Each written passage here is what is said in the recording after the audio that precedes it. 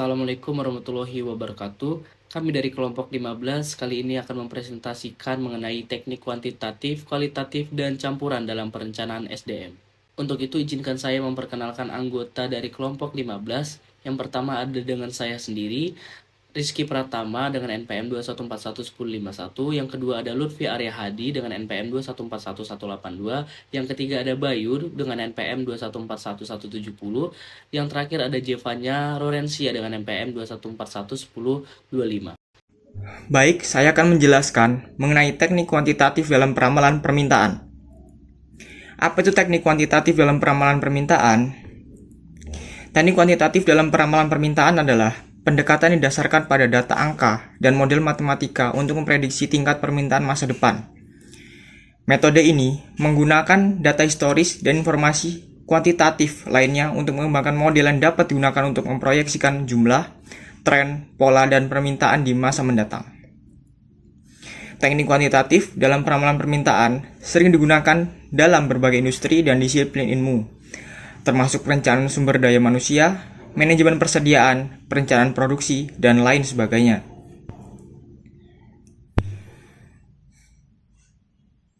Beberapa contoh teknik kuantitatif yang umum digunakan dalam peramalan permintaan mencakup analisis deret waktu. Teknik ini melibatkan analisis data historis untuk mengidentifikasi pola dan tren dalam data yang berkaitan dengan waktu. Metode ini termasuk dalamnya adalah metode rata-rata bergerak, dekomposisi, dan model ARIMA atau Auto-Regressive Integrated Moving Average. Selanjutnya adalah analisis regresi. Ini adalah pendekatan yang digunakan untuk memahami hubungan antara variabel dependent atau permintaan dan satu atau lebih variabel independen atau faktor-faktor yang mempengaruhi permintaan, seperti harga, iklan, cuaca, dan lain-lain. Regresi linear dan regresi non-linear adalah contoh umum dari teknik ini. Selanjutnya adalah metode eksponensial. Metode ini berfokus pada peramalan permintaan berdasarkan perhitungan berat rata-rata tertimbang dari data historis dengan bobot yang menekankan observasi yang lebih baru. Selanjutnya jaringan saraf tiruan. Teknik ini menggunakan model matematika yang meniru fungsi otak manusia untuk memproses informasi. Ini dapat digunakan untuk meramalkan permintaan berdasarkan pola-pola kompleks dalam data historis. Selanjutnya metode dekomposisi. Metode ini mencoba untuk memisahkan data deret waktu menjadi komponen utama seperti tren, musiman, dan komponen acak. Kemudian komponen-komponen ini dianalisis secara terpisah dan digunakan untuk membuat peramalan. Ada model persamaan struktural. Ini adalah teknik yang lebih kompleks yang mencoba memodelkan hubungan struktural antar variabel-variabel yang mempengaruhi permintaan. Kemudian, apa kelebihan dan kekurangan teknik kuantitatif dalam peramalan permintaan ini?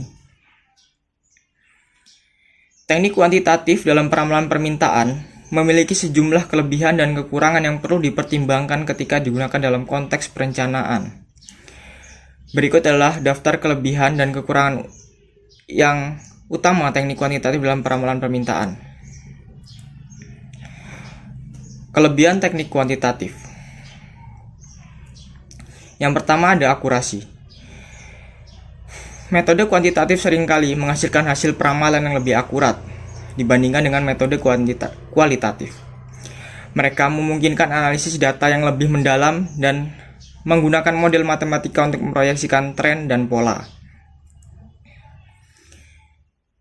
Kemudian, objektivitas. Metode kuantitatif cenderung lebih objektif karena didasarkan pada data dan model matematika, mengurangi pengaruh subjektif dalam peramalan. Ketiga adalah dapat diotomatisasi. Banyak teknik kuantitatif dapat diotomatisasi dengan menggunakan perangkat lunak statistik dan komputasi, sehingga memudahkan peramalan dalam jumlah besar data dengan cepat. Keempat ada mengatasi volume data besar. Teknik kuantitatif dapat mengatasi volume data besar dan mengidentifikasi pola yang mungkin tidak terlihat oleh analisis manusia. Dan dapat memungkinkan pengujian hipotesis. Anda dapat menggunakan analisis statistik untuk menguji hipotesis dan mengidentifikasi variabel yang paling mempengaruhi permintaan.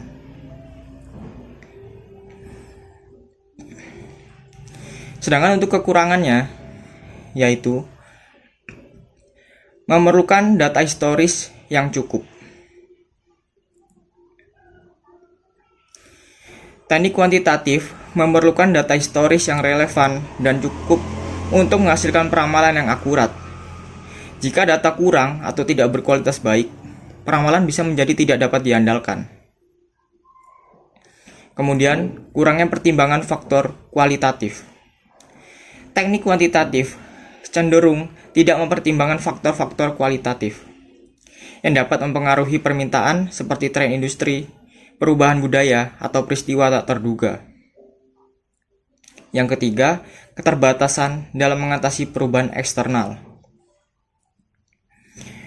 Metode kuantitatif cenderung kurang efektif dalam mengatasi perubahan eksternal yang signifikan, seperti perubahan peraturan pemerintah atau peristiwa alam yang tidak dapat diprediksi. Kemudian, kurang fleksibel.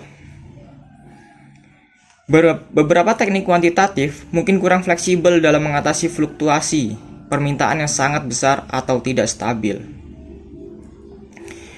Dan yang terakhir, memerlukan keterampilan statistik dan analisis. Penerapan teknik kuantitatif memerlukan pengetahuan statistik dan analisis yang baik. Kesalahan dalam pemilihan model atau interpretasi data dapat menghasilkan peramalan yang buruk. Itu saja penjelasan yang dapat saya jelaskan mengenai teknik kuantitatif dalam peramalan permintaan. Untuk penjelasan berikutnya akan dijelaskan oleh teman saya. Kelebihan dan kekurangan teknik kualitatif dalam bidang sumber daya manusia. Yang pertama, kelebihannya adalah mendalam. Teknik kualitatif memungkinkan pemahaman mendalam tentang aspek-aspek non-numerik SDM, seperti motivasi, persepsi, dan dinamika interpersonal. Lalu yang kedua yaitu fleksibilitas. Metode ini fleksibel dan dapat disesuaikan dengan konteks penelitian yang berbeda, memungkinkan peneliti untuk menjelajahi berbagai aspek sumber daya manusia. Yang ketiga yaitu konteks. Mampu menggali konteks dan makna di balik data sumber daya manusia sehingga memberikan wawasan yang berharga dalam pengambilan keputusan HR. Yang keempat yaitu kelebihannya memahami perilaku.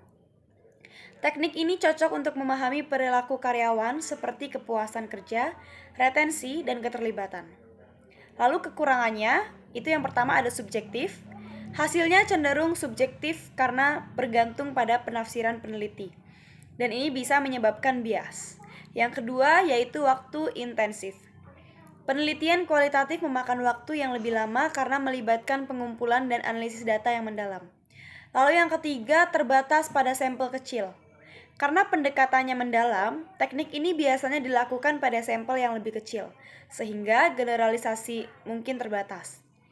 Lalu yang keempat ada sulit dalam analisis besar. Tidak efisien untuk menganalisis data SDM dalam skala besar atau ketika Anda memerlukan angka-angka yang presisi. Nah, teknik pemilihan baik kualitatif maupun kuantitatif sebaiknya didasarkan pada tujuan penelitian dan pertanyaan penelitian yang ada dalam manajemen sumber daya manusia. Kombinasi teknik kualitatif dan kuantitatif seringkali memberikan wawasan yang paling komprehensif. Campuran dalam perencanaan sumber daya manusia. Campuran dalam perencanaan sumber daya manusia merujuk pada penggunaan beragam jenis karyawan dengan berbagai tingkat keterampilan, pengalaman, dan latar belakang dalam suatu organisasi. Terdapat beberapa kelebihan dan kekurangan dalam pendekatan ini, yaitu yang pertama, kelebihan campuran dalam perencanaan SDM. Diversifikasi keterampilan dengan berbagai jenis karyawan, organisasi dapat mengakses beragam keterampilan dan pengetahuan yang berbeda. Ini dapat meningkatkan kemampuan untuk menghadapi tantangan yang beragam. Selanjutnya ada fleksibilitas. Campuran karyawan memungkinkan organisasi untuk lebih fleksibel dalam menyesuaikan tenaga kerja dengan kebutuhan saat berubah-ubah. Ada inovasi. Dengan beragam latar belakang dan perspektif, campuran dalam tim dapat memicu inovasi dan pemecahan masalah yang lebih baik. Selanjutnya ada peningkatan belajar dan pengembangan. Karyawan dengan tingkat keterampilan yang berbeda dapat belajar satu sama lain, menciptakan lingkungan belajar yang berkelanjutan. Mengatasi kekurangan spesifik, karyawan dengan keahlian yang berbeda dapat mengisi kekosongan di berbagai area yang mungkin kekurangan tenaga kerja dalam keterampilan tertentu. Selanjutnya yang kedua adalah kekurangan campuran dalam perencanaan SDM. Kesulitan manajemen. Mengelola karyawan dengan beragam kebutuhan dan preferensi bisa menjadi tantangan bagi manajemen. Mengharmonisasi berbagai gaya kerja dan tujuan individu bisa rumit. Selanjutnya potensi konflik.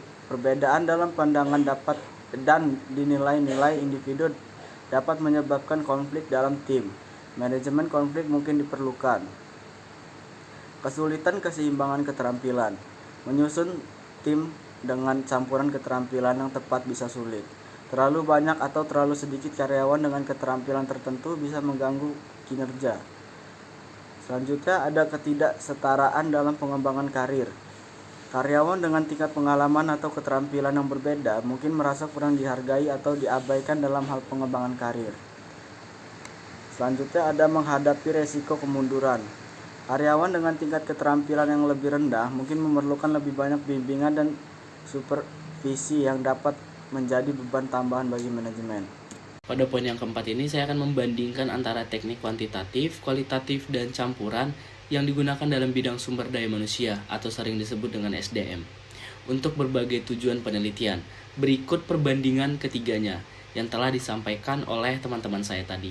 Yang pertama ada kuantitatif, yang dimana menggunakan data berbasis angka ataupun statistik.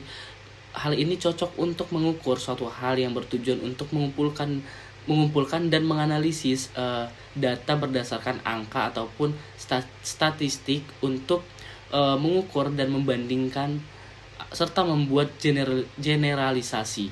Dan yang kedua ada kualitatif, yang dimana fokus pada pemahaman mendalam melalui observasi dan wawancara, yang dimana dapat menggali makna dan konteks tujuannya untuk memahami fenomena sosial secara mendalam melalui observasi, wawancara, dan analisis konteks teks. Dan yang ketiga ada campuran, yang dimana dapat menggabungkan elemen-elemen kuantitatif dan kualitatif untuk pemahaman yang lebih lengkap dan mendalam di bidang SDM, dengan tujuan dapat menggabungkan elemen-elemen kuantitatif dan kualitatif untuk mendapatkan pemahaman yang lebih lengkap dan mendalam. Kita masuk pada kesimpulan, yang dimana dapat kita simpulkan bahwa pilihan teknik penelitian tergantung pada tujuan penelitian, pertanyaan penelitian, dan konteks spesifik dalam bidang SDM. Kuantitatif cocok untuk mengukur aspek-aspek seperti produktivitas dan performa karyawan, sementara kualitatif dapat membantu dalam memahami motivasi, kepuasan kerja, dan dinamika dalam lingkungan kerja. Pendekatan campuran bisa digunakan ketika penelitian memerlukan pemahaman komprehensif dengan data yang kuat. Kiranya itu yang dapat kami sampaikan untuk materi kali ini. Kurang lebihnya kami mohon maaf. Saya akhiri. Wassalamualaikum warahmatullahi wabarakatuh.